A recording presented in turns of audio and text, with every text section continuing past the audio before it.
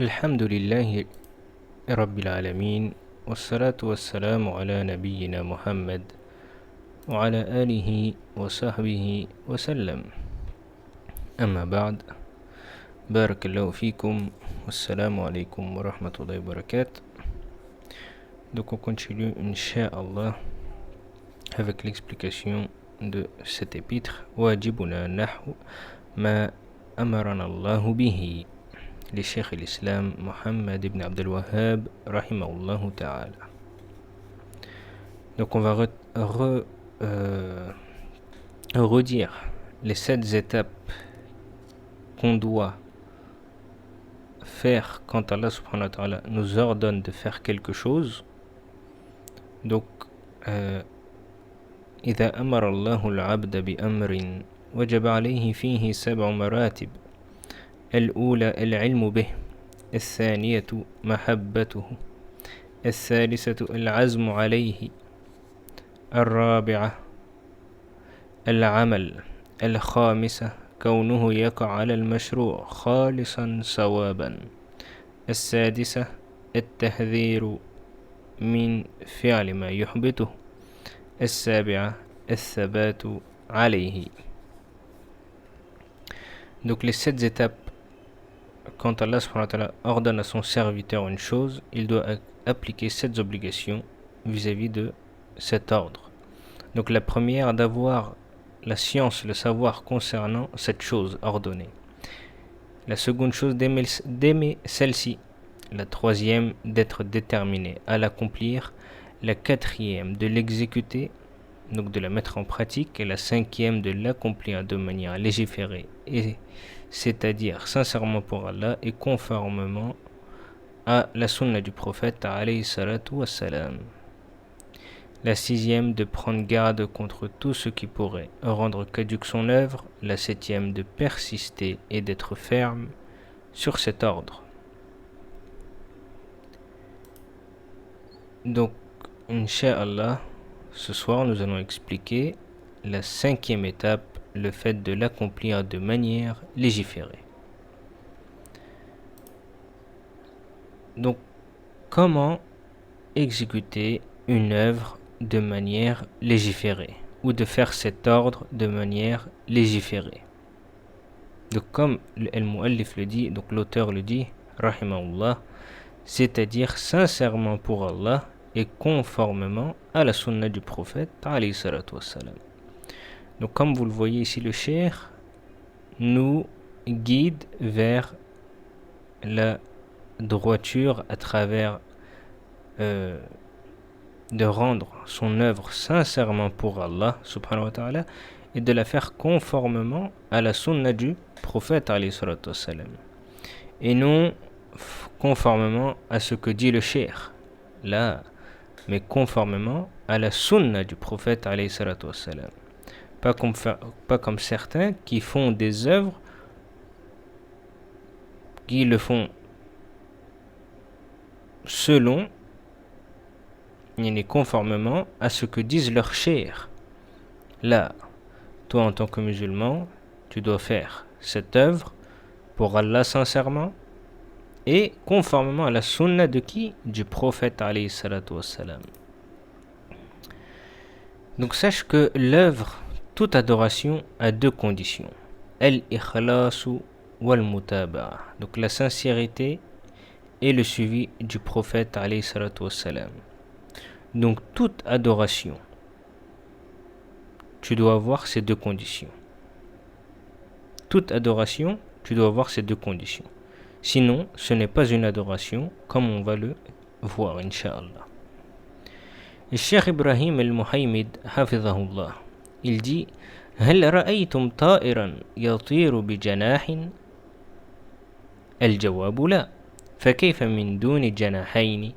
فالعمل الصالح جناحه الأول الإخلاص، وجناحه الثاني المتابعة للنبي صلى الله عليه وسلم. Donc le Cheikh Ibrahim al-Muhaymid, hafidhahullah, il dit: avez-vous vu un oiseau voler avec une seule aile? La réponse est non. Alors que direz-vous sans ailes. Donc, la première aile d'une bonne action, donc ici, le Cheikh Hafidhullah prend l'exemple d'un oiseau. L'oiseau a 2 ailes. On va dire que l'oiseau, c'est la bonne action. Et cette bonne action ne peut être une bonne action que si elle a 2 ailes. Donc la première aile d'une bonne action, c'est quoi? C'est la sincérité pour Allah subhanahu wa ta'ala. La deuxième des choses, la deuxième aile, c'est quoi? C'est le suivi du prophète alayhi salatu wassalam. Donc quand la personne aura ces 2 ailes, eh ben aura fait quoi? Une bonne action. Amalun salihun.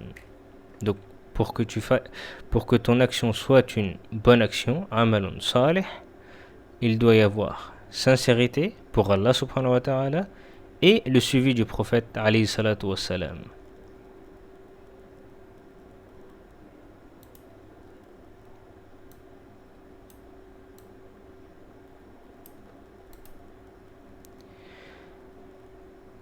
فحديث إنما الأعمال بالنيات هذا شرط الإخلاص وحديث من عمل عملا ليس عليه أمرنا فهو رد هذا الشرط المتابعة. Donc Cheikh Ibrahim al-Muhaymid dit que le hadith, les actions ne valent que par leurs intentions, est la condition de la sincérité. Donc ça c'est important. Maintenant je te demande, quelle est la preuve de ce que tu dis? La preuve, dans le hadith, notez-le, les actions ne valent que par leurs intentions. Donc, c'est la condition de la sincérité. Et le deuxième hadith, celui qui fait un acte qui n'est pas conforme à notre ordre, le verra rejeté. Ça, c'est la condition de quoi? Du suivi du prophète, alayhi salatu wassalam. Donc, quelle est la preuve de ces 2 conditions? La première preuve, les actions ne valent que par leurs intentions. La deuxième preuve, pour le suivi du prophète alayhi salatu wassalam, donc la deuxième condition, celui qui fait un acte qui n'est pas conforme à notre ordre, le verra rejeté. Le cheikh ensuite dit عمل ليس فيه إخلاص لا تتعب نفسك. يقول الله في الحديث القدسي أنا أغنى الشركاء عن الشرك من عمل عملا أشرك معي فيه غيري تركته وشركه.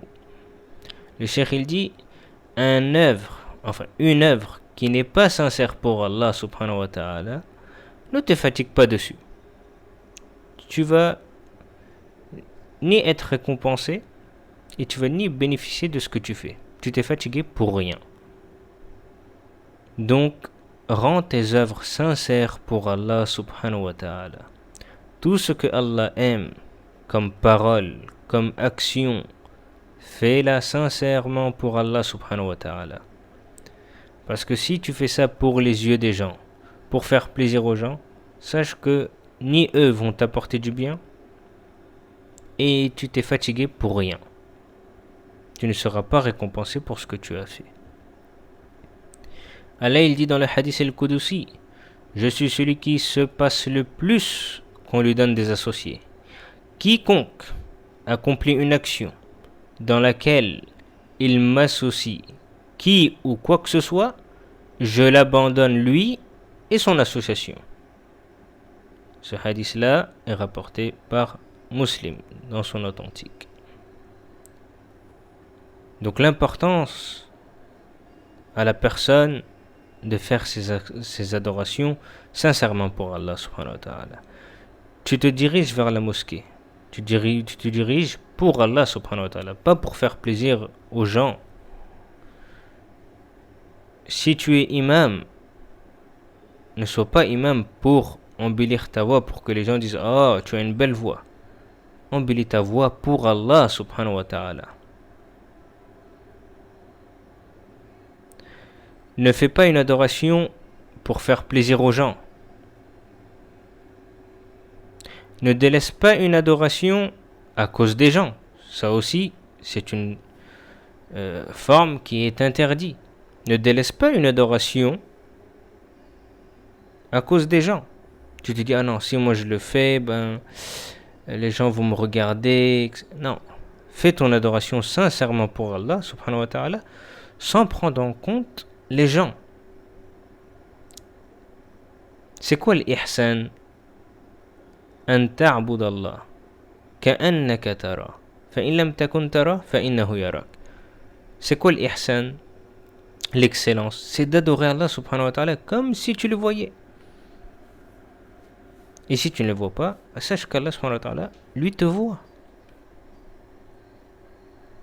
Donc la personne, elle adore Allah subhanahu wa ta'ala sans qu'elle prenne compte des gens qu'il y a autour de lui.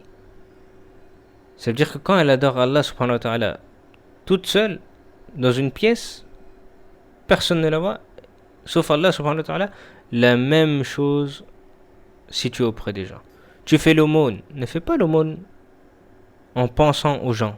Fais ton aumône sincèrement pour Allah, sans que tu prends en compte le regard des gens. Ou soit par le regard, soit par ce qu'ils vont dire.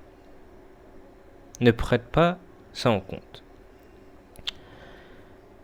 والعبادة إذا لم تقع على الوجه المشروع لا تسمى عبادة. Le cheikh il dit حفظه الله, et c'est une faïda très importante, notez-la.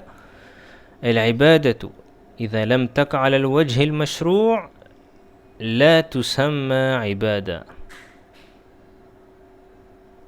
Si l'œuvre donc que tu veux faire n'est pas réalisée de manière légiférée, cela n'est pas considéré comme une adoration. Subhanallah. Donc si l'œuvre, cette adoration que tu souhaites faire, n'est pas réalisée de manière légiférée, c'est-à-dire avec ces deux conditions qu'on a citées précédemment, al-ikhlas, la sincérité pour Allah subhanahu wa ta'ala, et al-mutaba'a, c'est-à-dire le suivi du prophète alayhi salatu wassalam, cela n'est pas considéré comme une adoration. Donc le cheikh il dit العبادة التي ينقصها شرط المتابعة لا تسمى عبادة. Il dit aussi que l'adoration qui ne respecte pas la condition du suivi du prophète sallallahu alayhi wa sallam n'est pas considérée comme une adoration. Le cheikh d'où est-ce qu'il ramène cela? Regardez cette preuve et méditez dessus. Quand une personne est venue pour prier dans la mosquée, prier d'une manière qui n'était pas correcte, le prophète sallam lui a dit Irja' fasalli fa innaka lam tusalli. Il a dit reviens, prie parce que tu n'as pas prié. Donc le prophète sallam a affirmé que de reprier, de refaire sa prière. Pourquoi? Parce que tu n'as pas prié. Mais pourtant la personne elle a prié ou elle n'a pas prié? Elle a prié. Mais pourquoi le prophète me dit que tu n'as pas prié? Car la personne ne l'a pas fait de quelle manière? De la manière légiférée. Donc le prophète sallam ne l'a pas pris en compte, cette prière qu'il a fait. Elle n'a pas été prise en compte. Pourquoi?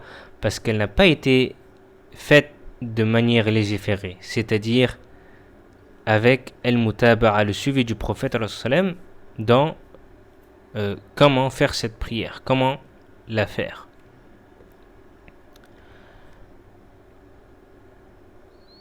Et ici, صحة الأعمال بصحة النيات.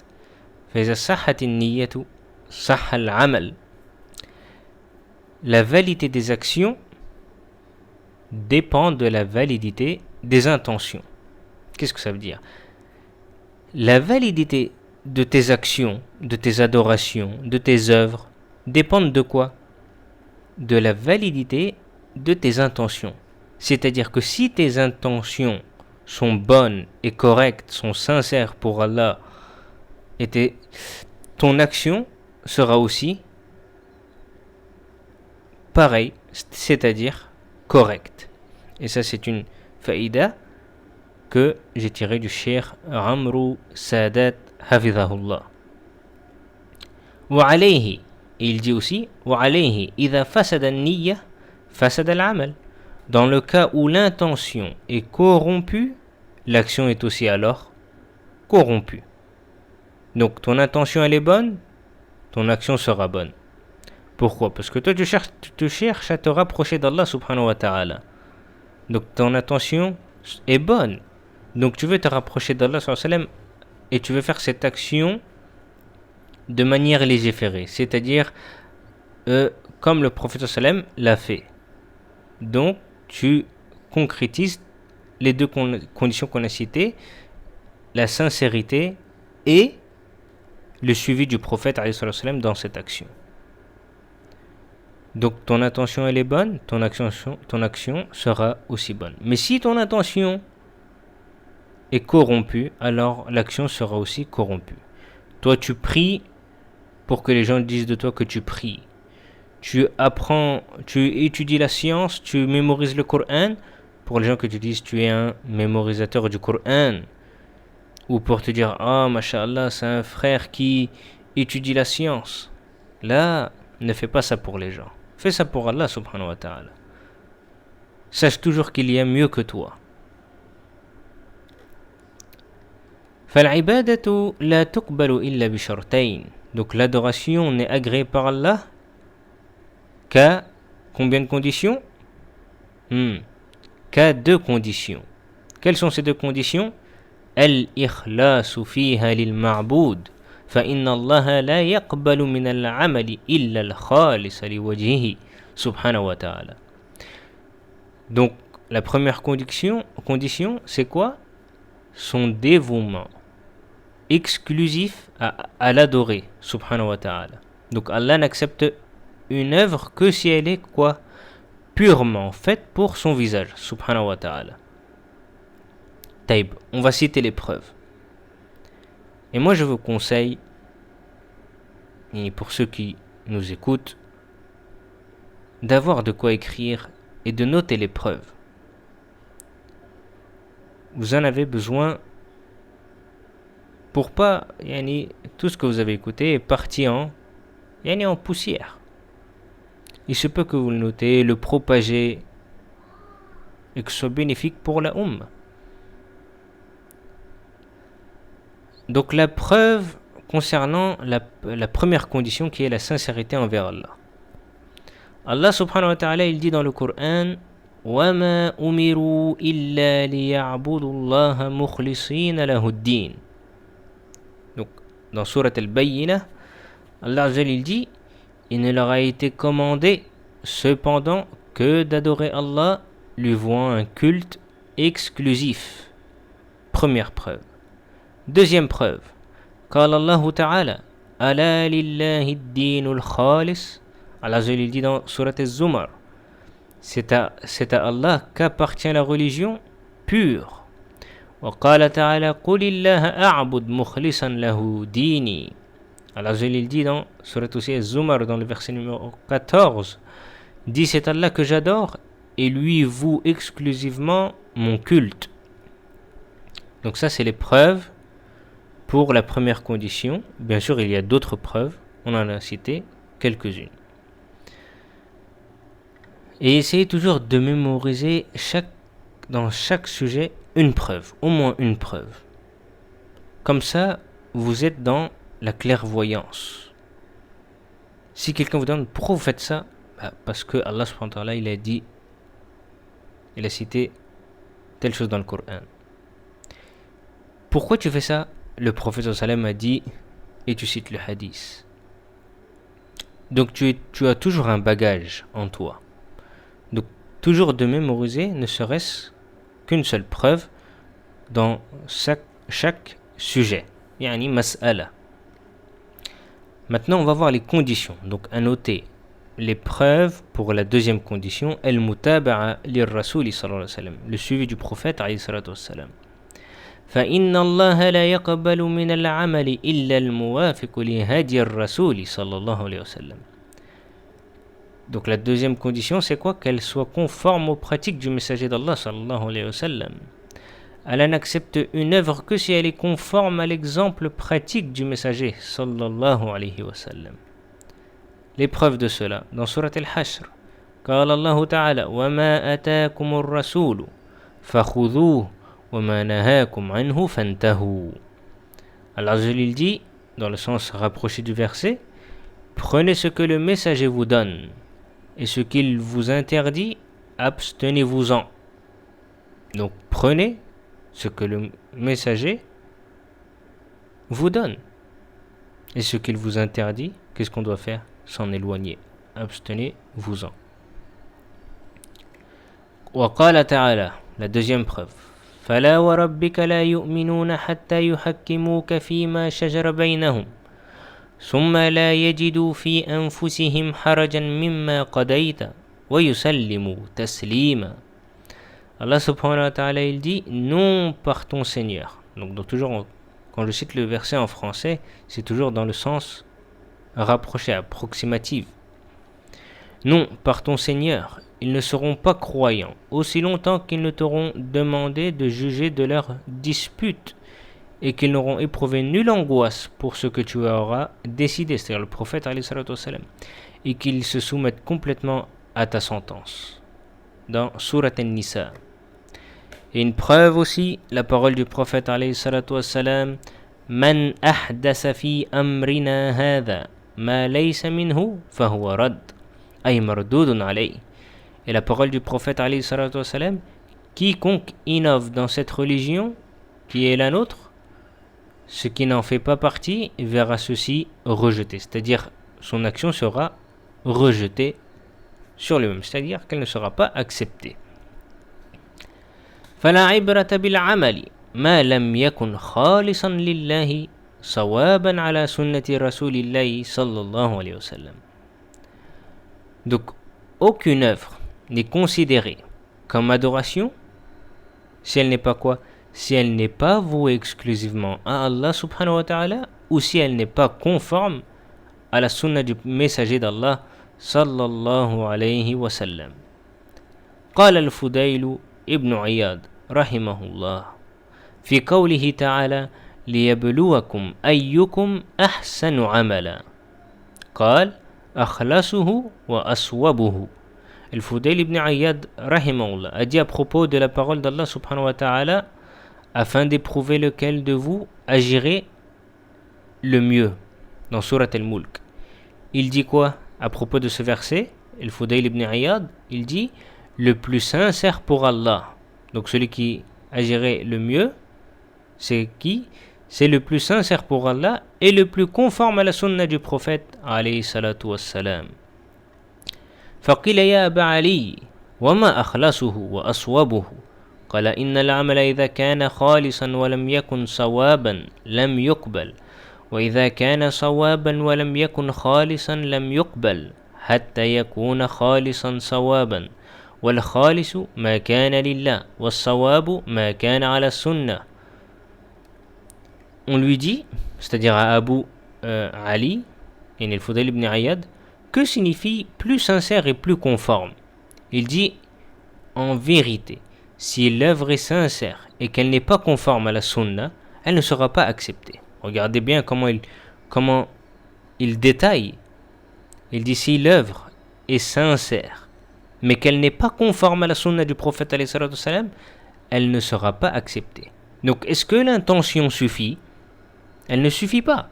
Combien de personnes aujourd'hui, subhanallah, on lui dit ne fais pas ça, ces choses que tu fais n'est pas bonne. Il te dit pourquoi? Mon intention elle est bonne. On lui dit que cette chose que tu fais n'est pas conforme à la sunna du prophète alayhi salatu wassalam. Donc elle ne sera pas acceptée. Voici comment nos pieux prédécesseurs comprenaient la religion. Donc nous on se doit de comprendre la religion comme eux l'ont compris. Pourquoi? Parce qu'ils étaient plus proches du prophète alayhi salatu wassalam. Aujourd'hui tu es passé à 1400 ans. Regarde eux comment ils ont compris. Donc plus on s'éloigne de l'époque du prophète sallam, plus on doit se rattacher aux pieux prédécesseurs et de délaisser les nouvelles paroles qui sont à notre époque. Ensuite, il dit, il en est de même si elle est conforme, donc elle est conforme à la sunna, mais qu'elle n'est pas vouée exclusivement à Allah subhanahu wa ta'ala, elle ne sera pas quoi? Acceptée. Donc à l'inverse aussi de cela, une personne a fait une adoration conformément comme la sunna est venue. Et cette action est conforme à la sunna du prophète alayhi salatu wassalam. Mais son adoration ne l'a pas fait pour Allah subhanahu wa ta'ala. Comme une personne qui prie comme le prophète sallam a prié, correctement, les obligations, les piliers, les conditions, tout est parfait dans la prière, mais il n'a pas fait cette prière sincèrement pour Allah subhanahu wa ta'ala. Est-ce qu'elle sera acceptée? La réponse est non, elle ne sera pas acceptée. Pourquoi? Parce qu'elle n'a pas la première condition n'est pas présente, qui est de faire l'œuvre ou cette adoration sincèrement pour Allah subhanahu wa ta'ala.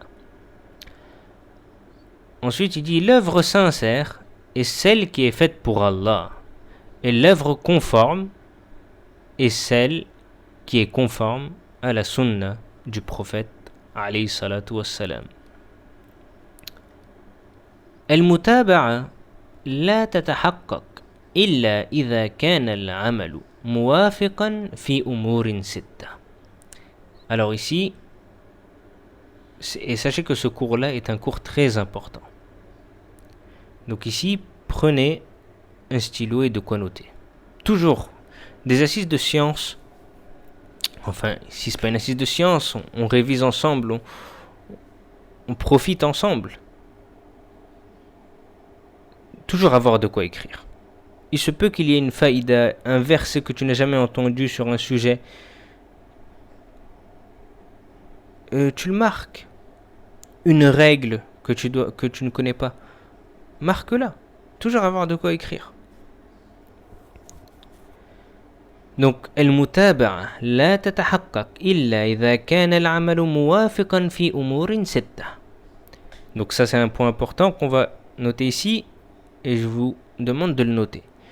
Suivre la sunna du prophète alayhi salatu wassalam ne se réalise que si l'œuvre est en conformité avec la législation. Dans quoi? Dans 6 points. Ça veut dire quoi?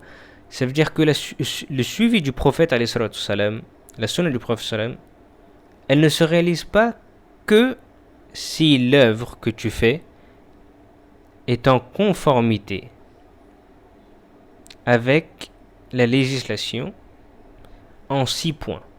C'est-à-dire que si ces 6 points-là sont présents dans l'œuvre que tu fais, elle sera conforme à la sunna du prophète sallallahu alayhi wa sallam. Mais si tu les contredis et que ces 6 points-là contredisent la sunna du prophète sallallahu alayhi wa sallam, alors tu n'auras pas suivi le prophète sallallahu alayhi wa sallam. Taïb. Donc on va citer ces 6 points de manière globale, puis on va détailler. Donc notez, premièrement, as-sabab. Donc premièrement, la cause. Donc le fait de suivre le prophète alayhi salatu wassalam, dans quoi? Dans la cause. Donc premièrement, as-sabab, la cause. Al-thani, al-jins, dans son genre. Al-thani, deuxièmement, al-jins, dans son genre. Al-thalith, al-qadr, dans sa quantité.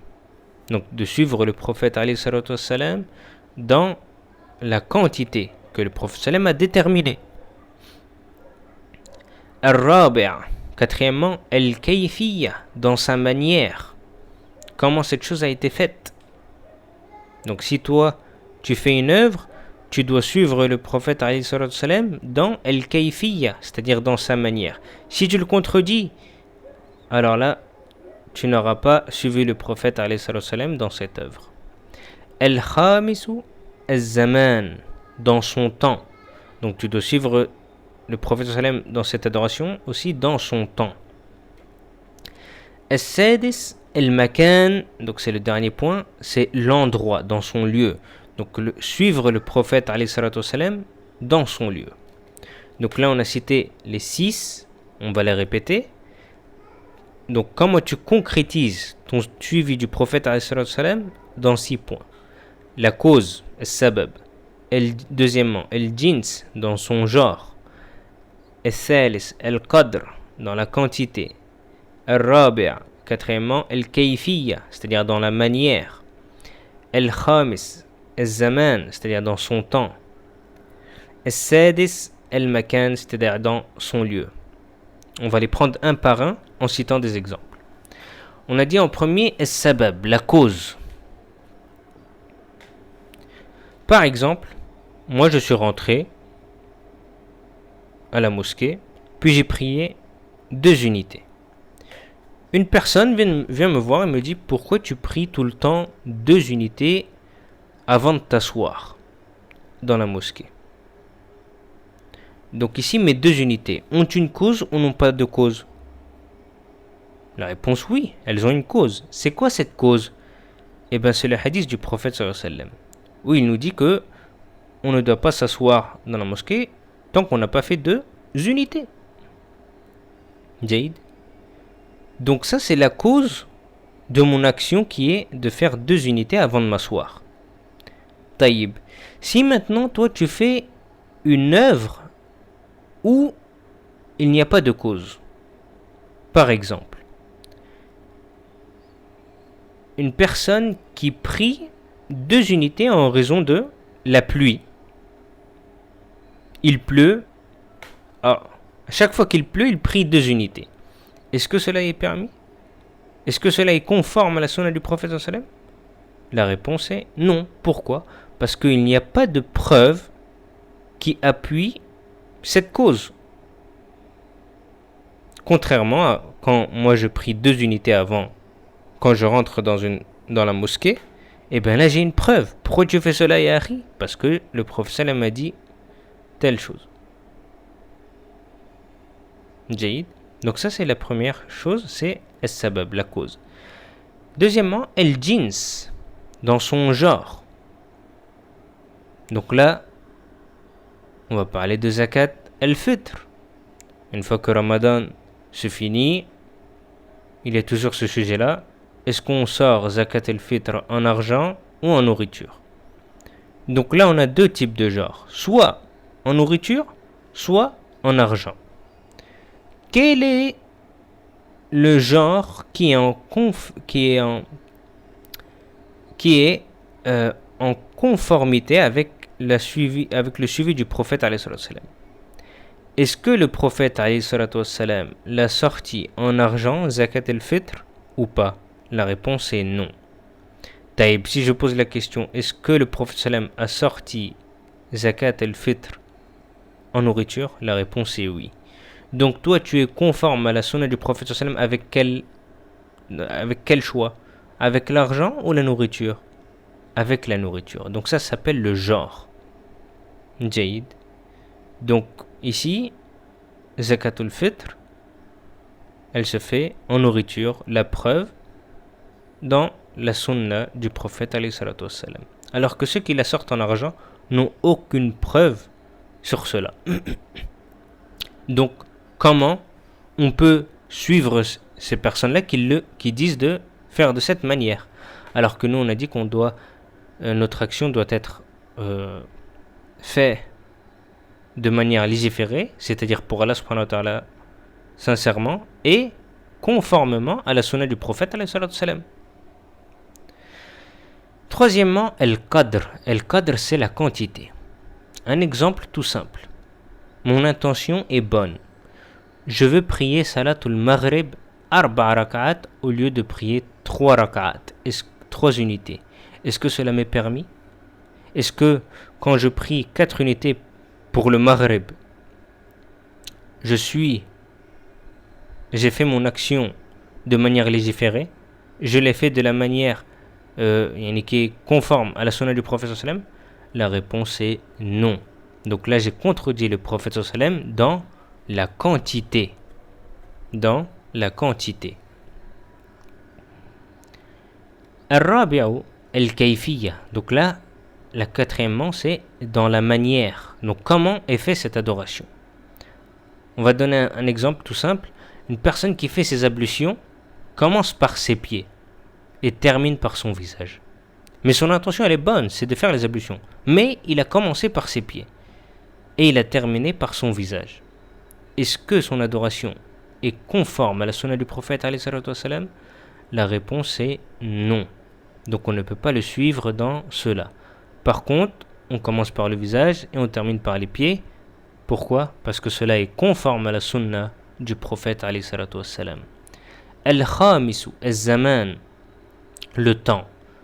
Un exemple aussi, une personne qui égorge la bête qu'il doit sacrifier pour l'Eid al-Adha pendant le mois de Ramadan. Donc une personne veut faire le sacrifice, égorger une bête, comme on le fait pendant l'Eid al-Adha.